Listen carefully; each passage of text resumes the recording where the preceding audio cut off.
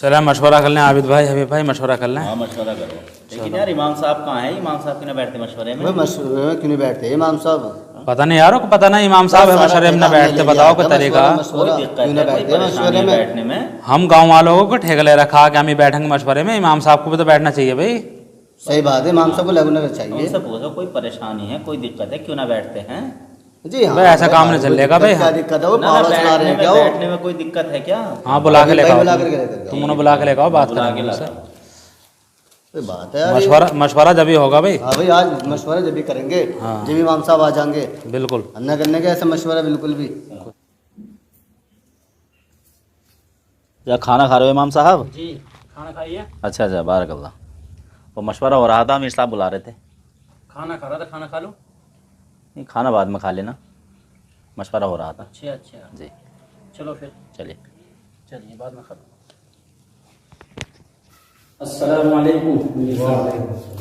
इमाम साहब आपको पता होना चाहिए कि हमारे यहाँ मशवरा और सुबह की मुलाकातें बहुत ज़रूरी हैं। आप पता ना बच्चों में क्यों बैठते हो, जहाँ पता कि मशवरा और मुलाकात ज़रूरी है। आप क्या कर रहे थे, आप तो बताइए। भाई बच्चे बाद में पढ़ा लो। आप क्या कर रहे थे? इस वक्त तो खाना खा रहा था मैं। भाई खाना वाना खाओ या मत खाओ, लेकिन हमारे मशवरे में बैठो। अमीर साहब, हाँ जी। आपने यहाँ मुझे मशवरे ये तालीमी मुलाकात के लिए बुलाया, इमामत और बच्चों के लिए बुलाया, बताइए आप। सब कामों के लिए हैं, लेकिन हमारा जो मेन काम है मशवरा और तालीम और जितनी भी मुलाकातें, ये है मेन हमारी जो मकसद जो है। हाँ भाई अमीर साहब, जी तो ईशा के बाद तो मैं खाना खाता हूँ, मशवरे में नहीं बैठ सकता मैं आपके। सुबह में बच्चे पढ़ाता हूँ, सुन लीजिए बात मेरे कान खोल क्यों के ना आप। बैठेंगे मशवरे में?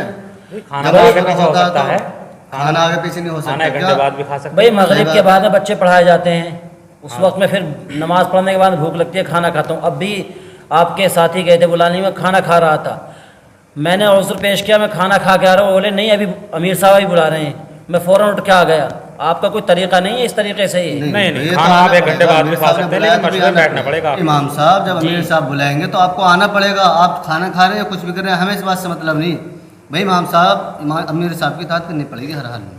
देखिए आप जिम्मेदारों में हो, लेकिन भाई मैं यहाँ नमाज के लिए आया हूँ, आपकी नमाज पढ़ाऊँगा, सुबह को बच्चे पढ़ाऊँगा, मैं मुलाकातें नहीं कराऊँगा। उन्हें बता दो, और भी इमाम साहब आए हैं, मेरा कहना माना नहीं माना बता दे इनसे। देखो भाई आप अमीर हो नहीं तो आप खुदा नहीं हो गए हो, आप भी एक इंसान पहले हो। अपनी बात बताते हैं, तो बात सुन लो। इमाम साहब नहीं। तो खामोशी नहीं होते, तुम लोग खामोश की बोलते बात बहुत नहीं, हो। सही बात सुनो पहले, इमाम साहब ये बता रहे हैं। नहीं इमाम साहब पहले खामोश होकर के बात सुनो। चलिए बताइए। एक इमाम साहब थे ऐसे कर रहे थे जैसे आप कर रहे हो।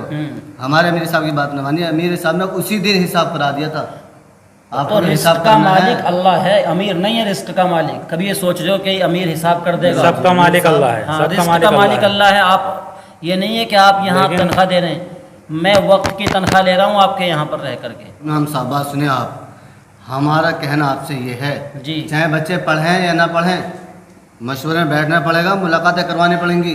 मेरा चाहे कहना बच्चे ये पढ़ना है, मैं बच्चों को पढ़ाऊँगा और नमाज पढ़ाऊँगा, आपका मशवरा हो, तालीम हो या ना हो, मुलाकातें हो या ना हो, बस तुम्हारा ढंग बना रखा। जमात में चले गए 3 दिन की, मैंने खुद तजुर्बा किया है लोगों का। मेरी बात सुनिए, 3 दिन सुनिए की अमीर जमात साहब, मैंने सुनो, आपके लोगों का तजुर्बा किया। सुनो पहले, 3 दिन की जमात हो, 40 दिन की हो या जितने भी दिन की हो, ये भी तो चलता फिरता मदरसा ही है। ये मदरसा मदरसा नहीं है, है। आपकी नज़र में मदरसे की कोई अहमियत ही नहीं है।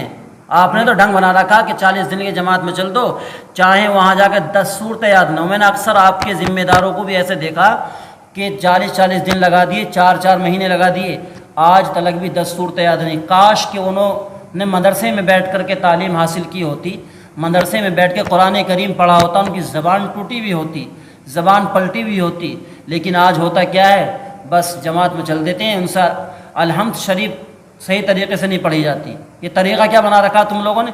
ठीक है भी, जमात का काम अच्छा है, वो अरे अपने सुनो तरीके सही। पर है।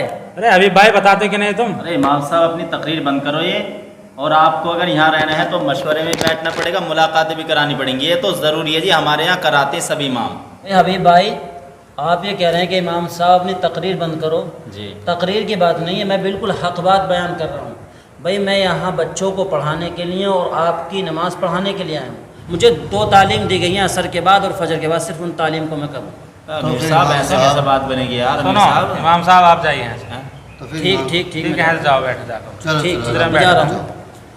बस देख लिया इमाम साहब ने क्या क्या जवाब दिए। नहीं रहने लायक ना इमाम साहब भाई हबीब भाई ये तो शुरू से ऐसे ही करते आ रहे हैं यार। इनको कोई बैठने की तरीका मशवरे बताओ, में मशवरे मैंने तो में पहले भी कहा था, क्यों ना माना तुमने हमारा कहा यकीन? तो था आपने। नहीं ना माना ना तुमने नहीं ना माना। भेजो भाई ने। अब अमीर साहब को देखो कैसे कैसे जवाब दे गए। बिल्कुल बिल्कुल अमीर साहब ज़्यादा वो कर रहे थे ना, बहुत बढ़िया हैं, नहीं ना मुलाकातें भेजो। भी करवाएंगे, मशवरे में भी बैठेंगे। अमीर साहब उम्मत का नुकसान हो जाएगा बहुत बड़ा। बहुत बड़ा नुकसान है ना भेजो। बच्चे चाहे पढ़े ना पढ़े, और सही मशवरा बात तो है, जरूर चलते होना फिरते चाहिए। मदरसे को मना कर रहे हैं बताओ। जी बिल्कुल भाई, मशवरा तो होना चाहिए। भी मशवरे में बिल्कुल मना कर रहे हैं कि मैं तो बैठूंगा ही नहीं जी, हैं। इनसे मना कर दो अभी भाई जाके कि आप यहाँ चले जाएं। लीजिए इमाम साहब ये हमारी 15 शर्तें। अच्छा देख लीजिए आपका अगर रहना होगा इसमें, अगर मंजूर है आपको सारी तो आप रह इनका जाइए। अगर अमल करोगे हाँ तो जी। ठीक है, वरना फिर हमारा तुम्हारा हिसाब ना बनने का जी।